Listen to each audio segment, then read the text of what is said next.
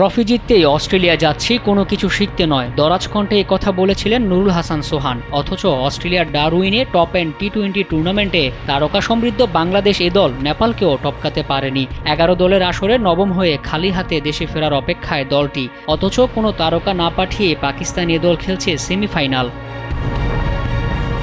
শক্তিমত্তার বিবেচনায় বাংলাদেশ এ দলটাই ছিল টুর্নামেন্টের হট ফেভারিট দল, কেননা গেল টুর্নামেন্টে বাংলাদেশ হাই পারফরমেন্স দলটি হয়েছিল রানার্স আপ। সেই পুরনো স্মৃতি নিয়ে এবার ট্রফি জয়ের আশার কথা শোনালেও হতাশায় শেষ করল বাংলাদেশ এ দল। অস্ট্রেলিয়ায় খেলতে যাওয়ার আগে সোহানের কণ্ঠে ছিল চোখ থাকবে ট্রফির দিকেই। বাজে দলীয় পারফরমেন্সের মাঝে পুরো আসরে ব্যাটিংয়ে ভালো করেছেন জিসান আলম ও আফিফ হোসেন, আর বোলিংয়ে ধারাবাহিক ছিলেন স্পিনার রাকিবুল হাসান।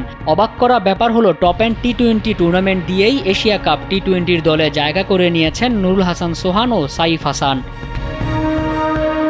মোহাম্মদ মাসুম, কালবেলা।